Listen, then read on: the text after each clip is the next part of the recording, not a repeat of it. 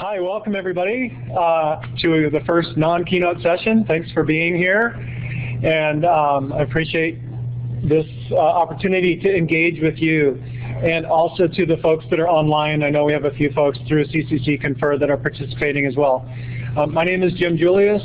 I'm the Faculty Director of Online Education at MiraCosta College. I've been there about almost 3 years. And for us, I know and I will admit that we're behind the game when it comes to online learning orientation. So if you came expecting to sit and listen to me tell you exactly how to do it and what the right ways are, a little bit of a surprise. I want to engage us all in this discussion because I think there's far more wisdom in this room than in my own little head. So just a little bit about background on what I want to do with this session. I really hope that in addition to good ideas that come out today, you also maybe form some connections with people around you that you can continue to follow up on, people that are fellow advocates and people that are interested in how not only to implement student orientations, but what I also hope we talk a lot about is how do we evaluate them? I mean, everybody kind of has some ideas about what should be there, but how do we know it's really working? So some assumptions that I'm bringing to this conversation that I don't really like the words best practices because I think it makes everybody think they have to do the same thing. And I think context matters. We can talk about things that are working for us, that are effective, but we also need to understand, if we're going to translate that somewhere else, what context might affect that. I think we can all assume that our ultimate motivation is student success. There probably are a lot of other drivers, though. I mean, maybe your administrator is telling you that the accreditors want to see a good student orientation. We need evidence of that for accreditation or whatever. There might be faculty that say, you know, my students aren't ready for online, and if you fix them, then they'll do better. You might not exactly agree with that, but it's still a motivation for moving forward with online orientations. But ultimately, we do want students to succeed. And I think we would all agree, and we'll talk a little bit more about this, that in distance education there's room for improvement when it comes to success and retention. We haven't peaked at doing the best we can at all. We'll talk a little bit more about that. So the process for today, I really want to drive this by questions and examples more than me just kind of telling you things, and a lot of discussion. And again, for those of you that are still just filtering in, thanks for coming. A lot of our discussion today will happen in a Google Doc. So if you have a device that will allow you to get onto Google Docs, please have that ready so that we can share and capture some of our ideas. And here is that link. So this link I will display every time I'm asking you to go to the Google Doc. But if you want to bring it up, it's bit.ly/OTC14-orientation. So again, I'll bring that back up every time we get to a point where I want you to be working on that. But if you have fast fingers and want to type that right now, please feel free. Okay, I'm going to move on, so memorize that if you're still typing. So these are the 4 big questions that I want to drive our discussion today. Why do we do online orientations? How do we gauge the impact? And then what content and formats? So I don't want to talk about content first because you'll hear an idea and you'll go, that's a good idea, but I really want you to start with why.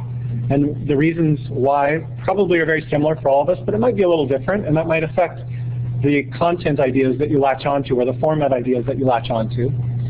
And then how do we get participation? I think no matter what, the reasons we do them or how we do them, there's still that issue of how do we get participation. So I want to spend some time at the end talking about that. So just a little bit about me again in MiraCosta. As I mentioned, we're very new to doing online orientations. I started doing them this spring in person, and we've also done them this summer. This is from last week. So if you do online orientations in person, it probably looks something like what you would experience at your campus, I would guess. This is a library lab. We had about 10, 12 students that came in. We've got somebody in the back that brought their kids. We've got a whole variety of people in this orientation session. That was great. We run them at MiraCosta through our Tutoring and Academic Support Center. So they have a whole series that they call Student Success Workshops. So that's kind of freed me up from the burden of having to do my own promotional machine. Everything goes through them in terms of how it gets promoted, which is great. But I'm actually the one, as Faculty Director of Online Education, that's running these workshops for students that show up. Right now it's completely voluntary. Some faculty are offering extra credit, but we'll get into some of those details down the line. I was very inspired 2 years ago at the OTC conference by Jeff Kane, who was at College of the Redwoods at the time. He has since moved on to Humboldt State. But I think this conference is a great place, again, not only to get ideas, but to make connections. So I hope, again, part of the outcome for today is that you'll connect with some people who say some interesting things that you would like to follow up on maybe at your institution. So again, just a little bit more for those of you that don't know about MiraCosta, and again, I provide this information because I think context matters. We are in coastal North County, San Diego, so very close. We're a basic aid district, which means we're well-resourced. We should be doing this well. We should be putting effort into it. And we have a bit over 10,000 annual FTEs. We have a lot of online and hybrid courses, over 300 sections a semester. That's grown very organically at faculty initiative over the years, to the point where 17% of our FTEs last fall were from distance ed. And I think this data is interesting. 44% of all of our students take at least one DE course, but only 12% are only taking DE. So DE, I think, as is true at most of our institutions, is a nice way to build convenience into students' schedule. It's not where they live all the time. But we do have lots of students that are taking DE, and sometimes, honestly, we have students that take a DE course because they were only able to take the course they needed offered in that format. We offer a lot of DE. Sometimes the on-ground classes aren't available, and so students are kind of pushed into taking DE. We know from student surveys in the past that those students that didn't really want to take the DE class but felt they had to are some of the students that end up being least satisfied in the end with their experience as an online student. So again, those students are really important to reach with the orientation if possible. We recently went through a substantive change proposal approval process with the ACCJC for 98 DE programs. Of course, if you know what that means, it just means that the ACCJC considers it a program because at least half of the courses required to complete the program are offered or approved to be offered online. It doesn't mean we're systematically offering programs in a DE format, but we still have to go through that process. But we're very much moving towards being more systematic about how we offer DE and all the systems around that, helping students to access support services, helping understand how to schedule things in a more sequential manner, and all of that good stuff. So we're moving in that direction after a very organic growth, and so orientation has been part of that process. All right, so very quickly, I'm just going to do a show of hands, so apologies to those on CCC Confer, but just to get a sense of who we are in the room, just some quick questions with shows of hands. First of all, how many of you are faculty? Raise your hand, please. Wow, so almost the vast majority are faculty. How many are administrators? And how many are staff members? Okay, good. So a few administrators, a few staff members, those are important voices, lots of faculty. How many of you at your institution are already offering some sort of in-person orientation for students to online learning? Wow, not as many as I would have guessed. Less than half, for those of you that are online, raise their hands there. How many of you have some sort of online orientation for your students that are in online learning? Okay, closer to half, but probably still less than half. All right, so actually more novices or people that are just interested in getting things going here than I might have expected. Well, great. How many of you that raise your hands that do have orientations, is your orientation mandatory for students that are online learners? Wow, so a handful are mandatory. It'll be really interesting to hear from you how you've done that, because I think that's tricky. And how many of you that are doing orientations have data on the impact of the orientation? No, nobody really has raised their hand there. Good. Well, actually, qualitative. Okay. Well, I'll be able to share some things that we actually have done already that might give you some ideas in that regard then. Okay. So now we're on to our 4 big questions. And the first one is why. Again, just what are the intended outcomes of student orientation to online learning? What's driving your interest? Why are you in this room right now?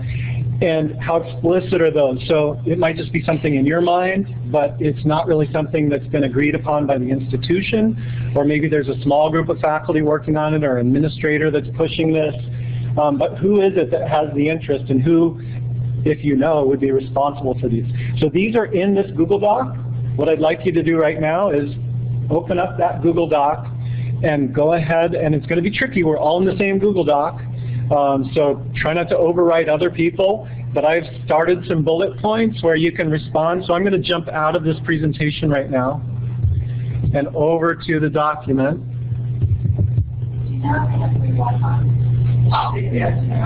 It's in your packet. Yes, that information is in your packet.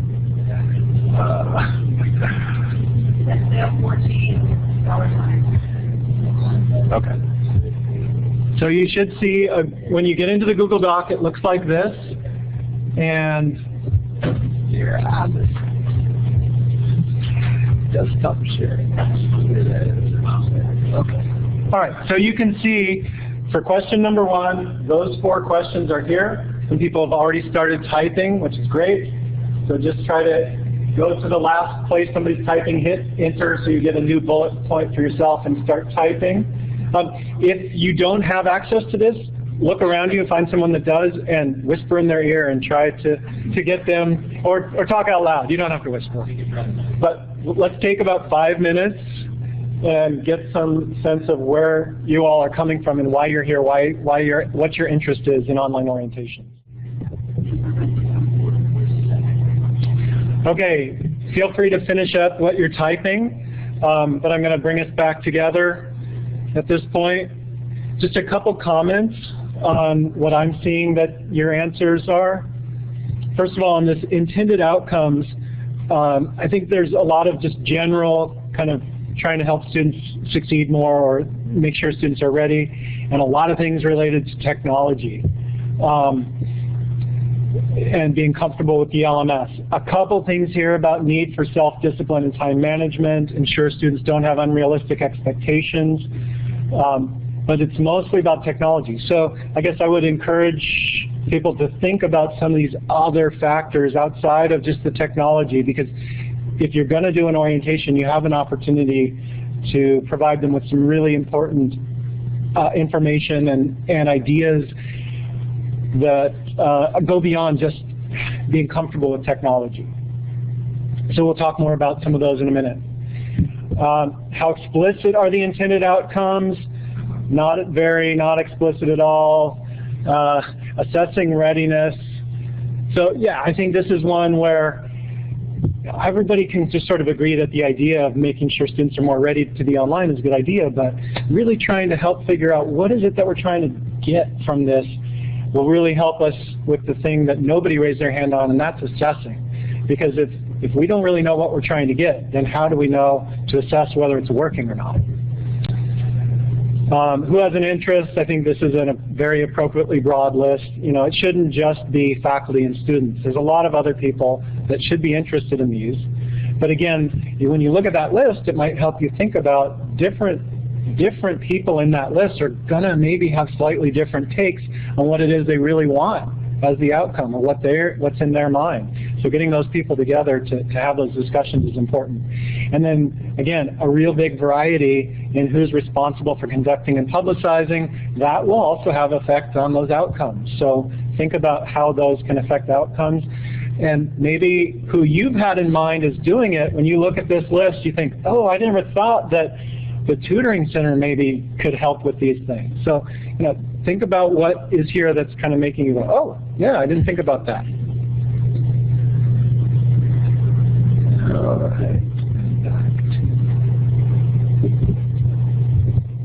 All right, so just I want to talk very little about some background.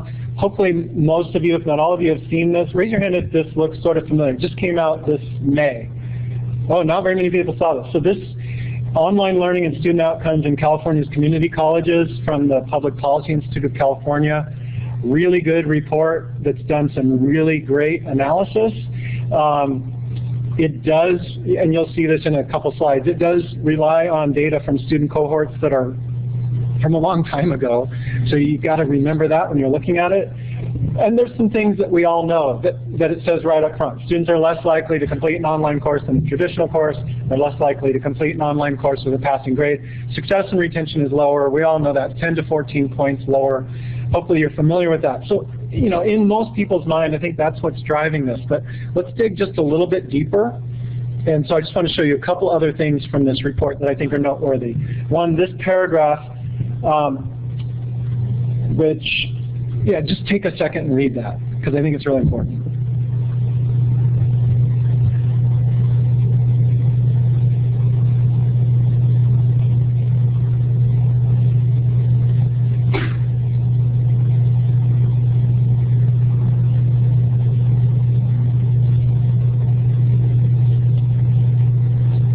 So when I started at MiraCosta a couple of years ago and everyone was talking about success and retention gaps, I thought, well, I bet you could explain a lot of that because probably a lot of those students are, super busy. They're not very ready for this.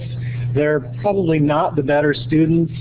And it turns out that's not true. Overall, I know it's not true at MiraCosta. We've looked at the data of who's taking the online classes, and it is very much in line with what we see here. These students should be doing better based on who they are. You can't explain it away by saying, oh, these are students that are kind of slackers and that's why they're signing up for online classes. It doesn't work that way. They should be doing better. So the other thing that we know is that existing achievement gaps get worse online in many cases. So the point here is not to memorize all the details of this graph, but just to point out these are a couple things that we really know. So this might really inform those conversations about what is it that we're doing? Do we want to reduce these achievement gaps? Are there specific achievement gaps that data at our institution says we need to target and really work on? And if we're really trying to work on, say, white Latino or white African American achievement gap, but only the white people are showing up for orientations, then something's not right with how we're promoting them, perhaps. So, the data that you have available at your institution can really help influence the thoughts about the outcomes and how you go about achieving those outcomes. So I want you to just return to your thoughts, and there is a place in the Google Doc to do this. If anything has struck you out of data that I just showed or things that other people answered at first that makes you think, yeah, I need to think about this a little differently, or I need to take this idea back to my institution about why we should be doing this, could you just jot that down in the Google Doc? So same place in the Google Doc, just a little bit down.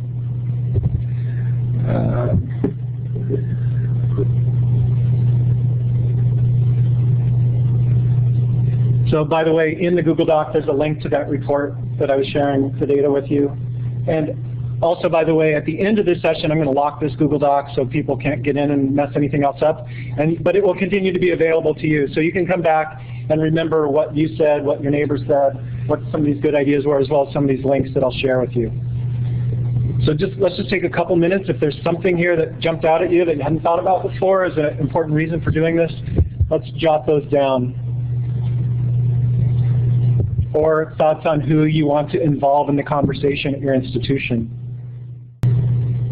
Okay, so I am going to keep moving because I know we're going to run into time challenges with this session if I don't, but please keep typing your thoughts there as I keep going. And again, I really hope that you'll come back to this document and review what people are thinking and stuff after the session. Okay. So the second question, how to gauge impact. So once you have an idea why you want to do it, what are your intended outcomes, then you can do a better job maybe of thinking about how you want to gauge impact. So again, in the Google Doc, let's skip this one because I think I asked the question before and there isn't a lot going on. We already know that.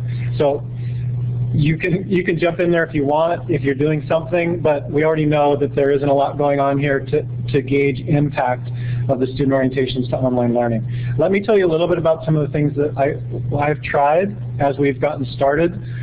One is, I know you can't read the left side, but it's a survey. It was a brief 4-question survey that we sent out at the end of the spring semester to all the students who had attended the orientation at the start of the semester.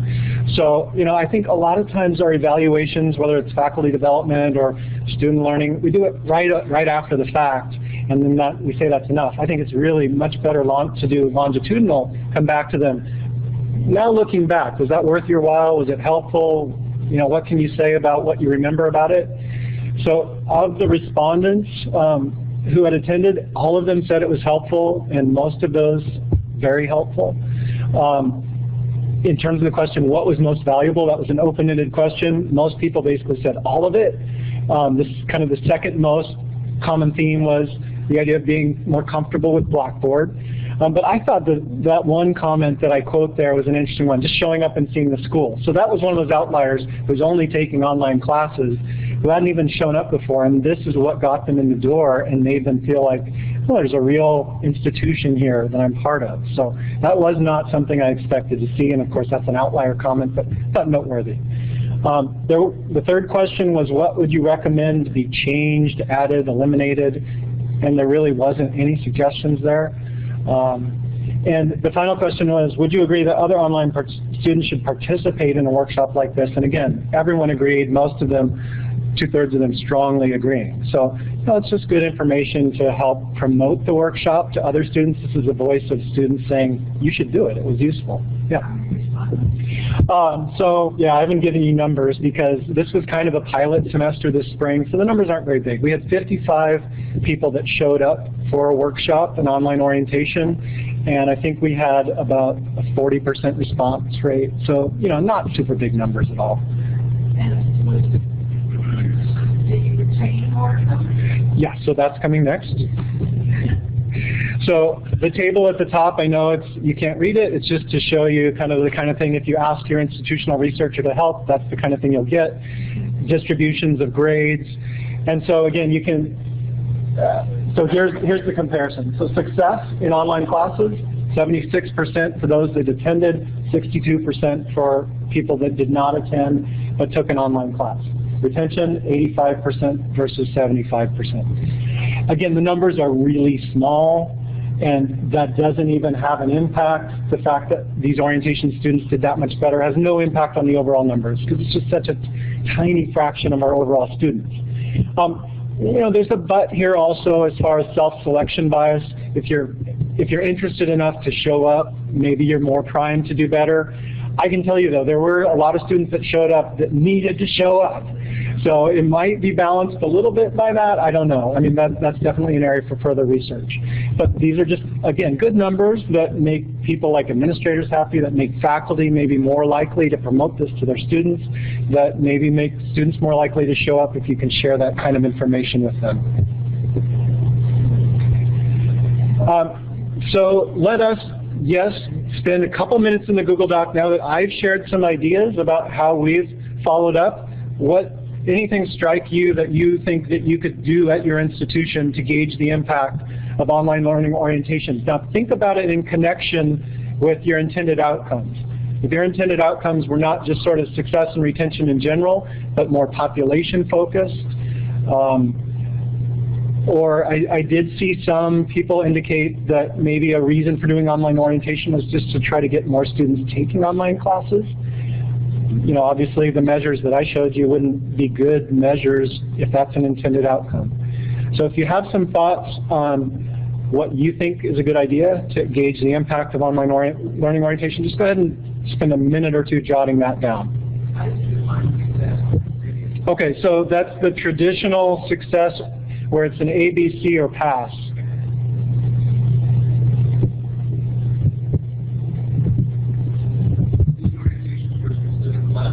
No, so this was just a general institutional orientation that was not tied to any specific classes. But specific to online learning, right, correct. Did the success rate include people who dropped out? If they dropped before census, no. Okay. But if they were there at census, then it included those. So that could also include some who just gave not happening for the right. Yeah, that would include that. I don't know if you were going to touch on this at all, but since your school uses two different elements, it's kind of a world. I don't have to get into details, but how would you including elements? Right. So good question about MiraCosta uses two LMSs. Somebody had some insider knowledge on that. The fact is that one of our two LMSs is about 5% of our courses, and the other one's about 95%. So at this point, we've really focused on the 95%, but there were a few students that showed up that were using this other LMS, and they wanted more. So that's, for us, definitely an area where I need to expand the resources available for those students. Yes? Oh, Blackboard. Oh, you mean, oh, so the question was, which is the major LMS? It's Blackboard. Is it common interface? Do you mean, is there sort of a design constraint on the Blackboard classes? No, there's not. So somebody mentioned, I noticed one of the early suggestions about what you should do in an online orientation is let students know that different faculty use the LMS in different ways, and that's definitely a part of what we do. Yes. What's your platform? Moodle. Yeah. Yeah. We have some very Moodle diehard faculty, so the institution has chosen to keep that as an option for them. Okay, so we offered, in the spring, we offered it 6 times, two times each for the first 3 weeks of the semester. Oh, so then you actually start the class? Correct. Yeah, this was it. Yes.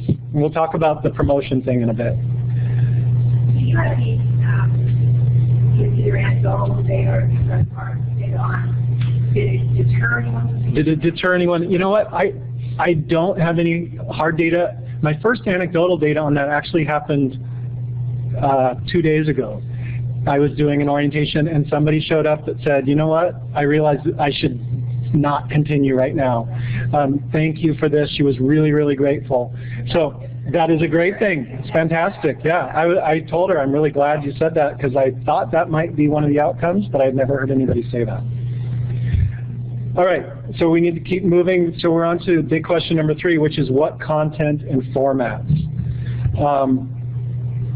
So I think, again, in the interest of time, we might skip the Google Doc right here, unless you want to go in there if you're right there and you want to do it. But because I have some things I'm going to share here that's just from literature and from information that I've gathered. Well, thinking about what content would be essential to an online orientation. Again, back at the beginning, there were some general things about student success and some specific things about technology in the LMS. But I think hopefully I'll expand your thinking a little bit on that. But then again, thinking broadly, when you think about the format for this, if you're going to do 1 hour versus 3 hours versus a non-credit course online that lasts a couple of weeks versus a 1-credit course, all of those are examples, real examples of different approaches different institutions have taken. So what's sort of the bottom line essential and what gets added on if you have more time with students in the orientation? And if you're doing it in person versus online synchronous versus online asynchronous, how does that change what you could do? And this gets back to some of the questions that, again, I apologize for not being more explicit at the beginning, but when I'm talking about online orientation, I'm talking about a very generalized orientation that's designed to help all students in all online classes. But what aspects, how abstract can you get? And is there kind of a sweet spot where something is so general that you could outsource it to some third-party provider and it would be great for your students? What needs to be institution-specific? What needs to be specific to a particular class or a particular teacher? I don't have good answers for those things, but just food for thought. Because I don't think an online orientation is a panacea that's going to help every student in every class, because there is such variation between classes that in some cases it might be better to really encourage faculty to do a lot of these things and not to do it in general and sort of let faculty off the hook. I don't know. All right, so keeping on moving, here's some things. So this list comes from some research articles that I've had. I've been to lots of conference presentations in the last 2 years about online orientations, kind of like this, where I heard all of these different things expressed as different things institutions did in online orientation. So the first group is very technical. LMS is, of course, the big thing. But you don't want it to be all about the LMS. I mean, you could offer a whole session on the LMS that your technical student help desk people might do. We have done that for years at MiraCosta, but it's not a substitution or a complete introduction to being a successful online learner. There are other technical skills that might be useful to promote.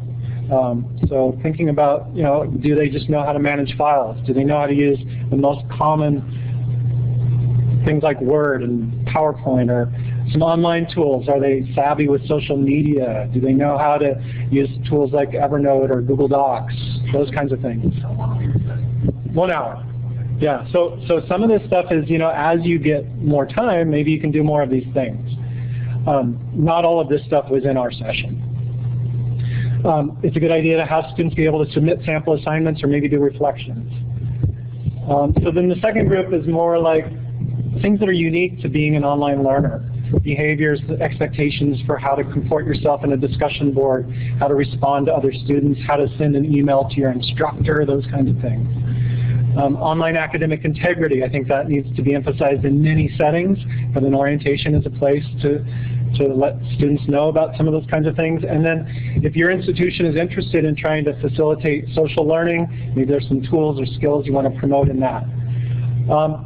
This next one I think is really huge because most students are sadly unaware of the wonderful things that your student support folks are doing. So just raising the awareness and making it as easy as possible for them to find the online tutoring, the online counseling, the schedules of things that are happening all the time. All of that's really important. The other one that I grouped there, online class selection, I think a lot of students aren't very good at using your online class schedule. They don't know how to search for online classes specifically. Maybe your online class schedule is set up really well, so that's not an issue. For us, whenever I demonstrate that, most students didn't know they have to click that little arrow to get additional search criteria, find the thing way down with the drop-down menu, and select online classes. So they're grateful for that. And then there's things like student readiness assessments. So this may be something you just have that lives somewhere on your website, but you might want to incorporate it into your online orientation because a lot of your students may not be doing that readiness assessment independently. And then there's all these kind of soft skills, time management, study skills, just behaviors and attitudes that I think are really important for a lot of students to need to understand that it's convenient and it's flexible, but it may be more work, it may be harder, it may require greater amounts of discipline. So just raising the awareness on that.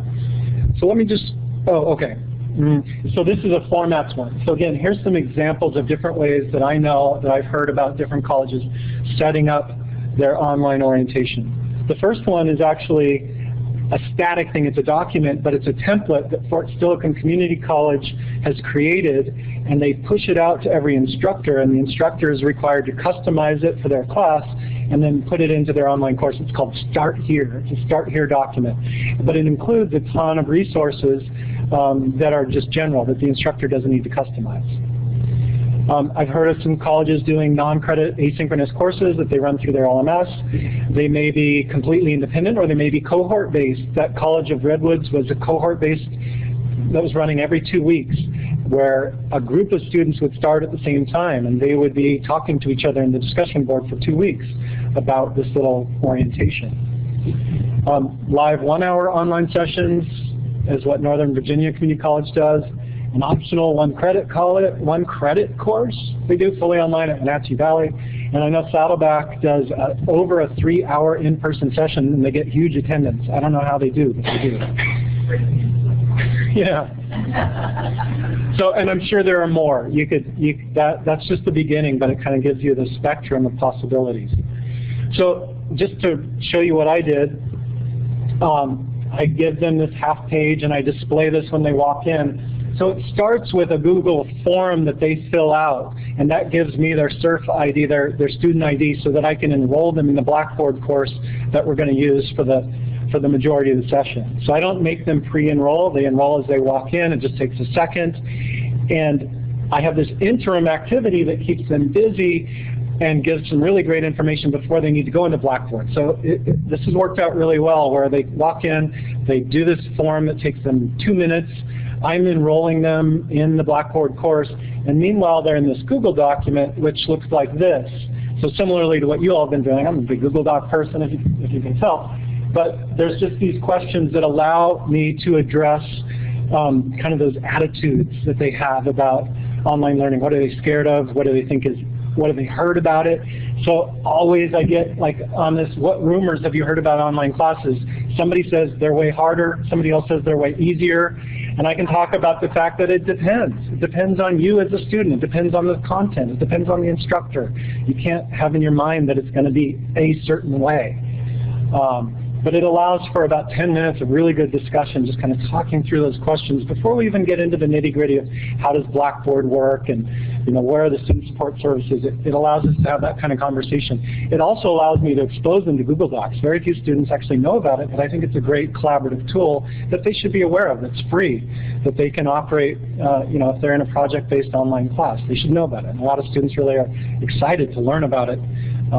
A lot of students freak out when they first go to it, and I don't tell them what's happening. They see other students typing at the same time. So it's fun. It's a fun way to start the session. And then they go into Blackboard, and we've set this up in a way that eventually we do want it to become kind of an asynchronous, independent activity. So it's all oriented around this metaphor of getting your driver's license. So there's all these little cute icons and things throughout the Blackboard session, but it basically has three pieces. Preparation, so we talk about things like how you use the online class schedule to find out about online classes, how you can order books from the bookstore if you get, because we have a lot of military families, so if they get deployed, I want them to know they can order online at the bookstore. It's flat rate for shipping. I want them to know about our student help desk and where it has links to test their browser, make sure they have the plugins right and all that stuff. So that's the preparation piece. The skills piece, we have just a bunch of Blackboard sandboxes set up where they can go in and operate in a discussion board, turn in a little assignment, take a quiz, try all these things where they're not going to break anything, but just get more comfortable with Blackboard tools. They only have like 15 minutes to do it, so it's not a lot of time, but it just gives them a little bit of time to try it out. And the great thing is I tell them, I constantly remind them, this is here. Once you come to this, it will live in Blackboard forever, so they can come back in and try things out if they want to. And the last piece is this knowledge of key student support resources. So I point them to some general listings, but then also give them some really specific, like look at our library webpage. Right there is the Ask a Librarian service. 24/7, you get on there, type in a question, a librarian helps you with a search query, or helps you figure out which database you should be using, and that kind of thing. I get excited about that. They don't know about it. It's right there. Online tutoring, 7 days a week. There's live online tutors for you. They don't know about that, unfortunately. So some of those key resources that they should know about. Our Writing Center does online writing feedback. They make little screencasts and send them back to the students. They think that sounds so cool, but unfortunately they didn't know about that. So all of that good stuff kind of give them at the end and that knowledge stuff. All right, so let us do this. Take a minute in the Google Doc, and what are some things that jump out at you as far as content or as far as format that you think would work at your institution, that would be important for you to include, that would fit with your intended outcomes? So let us do this. Where are we on time? We still have about 15 minutes, right? So yeah, we're doing great. So let's take a little time and just crystallize your thinking at this point on question 3.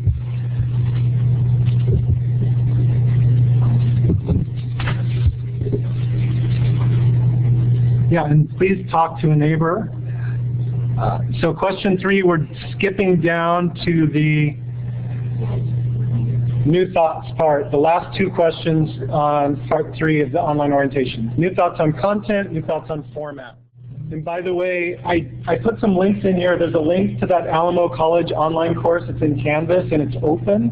So you can go in there and take that whole class yourself. And the Start Here document template that I mentioned Fort Steilacoom in Washington does, he made that available. So it's just a Word document that you can take a look at and get some ideas. And then ASU has their Succeed Online site as well. So just a few things that you can pursue to look at other examples. Oh, right. I just said I'd like to comment about videotaping and recording it so people who can't make the online orientation in person can still watch it online.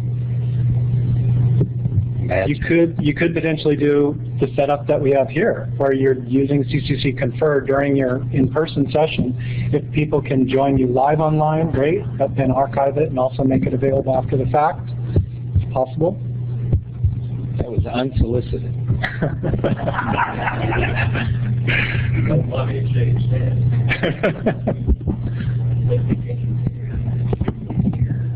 They're less likely to need the orientation. Well, that's a good point. I mean, yeah, so I don't think I would ever advocate only offering orientation online. You need to give people a face-to-face option, in my opinion.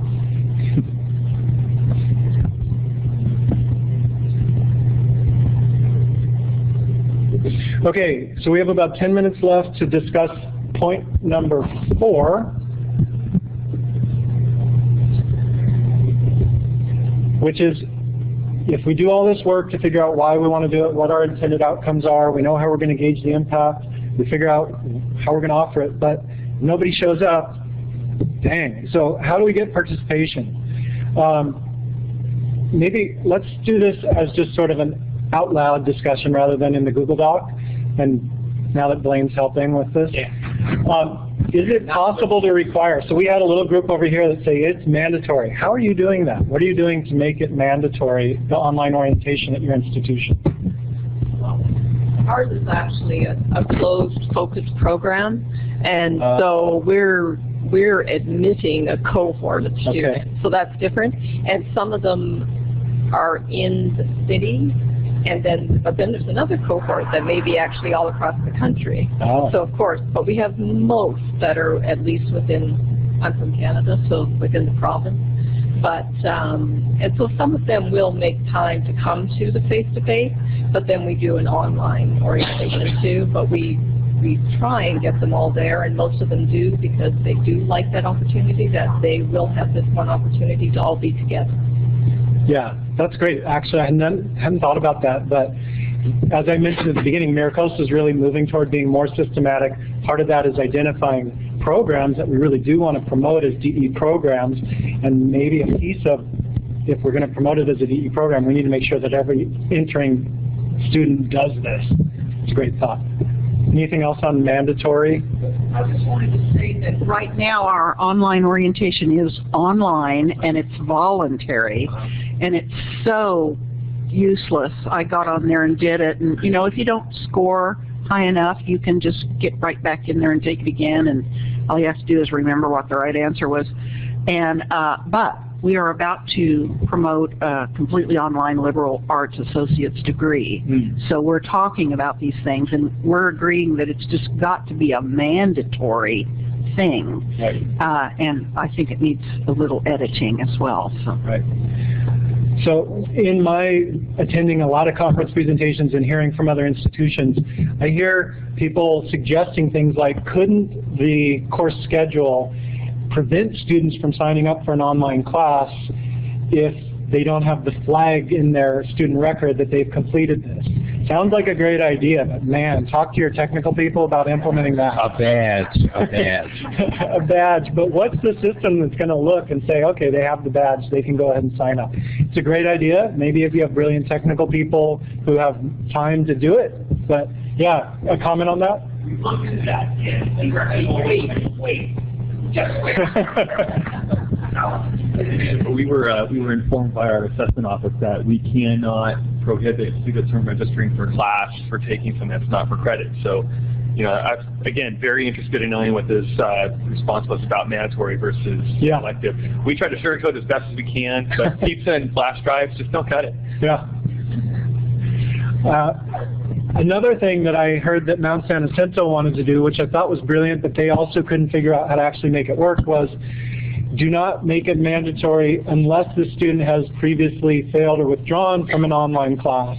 And then those students are prevented from signing up for another online class until they complete an orientation. Again, great idea. Don't know if it passes the legal test. Don't know if it passes there's actually a technical way to do it test, but great idea.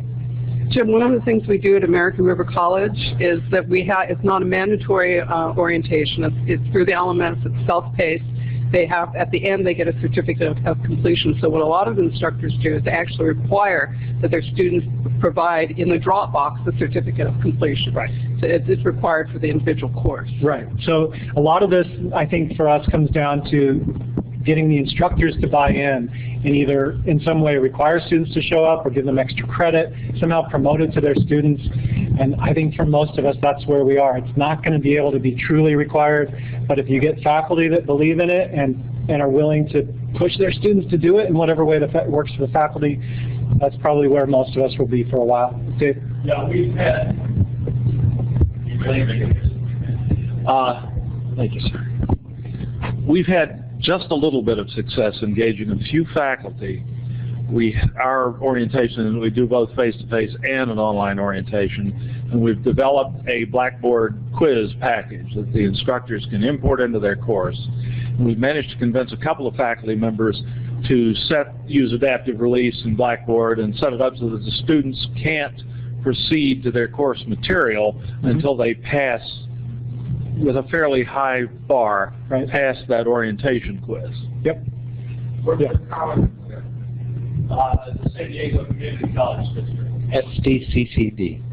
Okay, yeah, that's a great suggestion, and we've thought about that too, is taking what we've developed in Blackboard, then chunking it out and making it so that faculty could import that. If they wanted to ensure that students do it, they put it in their own courses. So that's another possibility. Okay, I know we're getting close to the end of time. People probably want to move on, so just a couple more thoughts here. Let's see. Oh, so this is also another way that I think we could get around the difficulty, which is just include the orientation in the matriculation process. So most of us have, I think, some sort of online matriculation students have to walk through. If the orientation online learning is part of that, then you're assured that walking in the door, every student will have that. So that's another thought. And then just how you get the word out and put it in front of students in addition to faculty. Student success channels usually have different social media or email or other kinds of things in your portal or in your course management system. And I will tell you that this summer, because there weren't a lot of other things going on at the college, we really featured these orientations that I ran in person. Right when students logged in, it was the first thing they saw staring at their face, and a lot of students said they came just because they saw it in Blackboard, not because they were incentivized by faculty. It was just right there, and they saw it, and they decided they wanted to do it. So wherever it is that your students really kind of live and get their information, take advantage of that. So hopefully, if you have some brilliant thoughts on this, go back into the document and add them, but I'm going to let you go so you get to your next session. Thanks a lot. I'm happy to hang out if you have questions. Thank you for all your participation.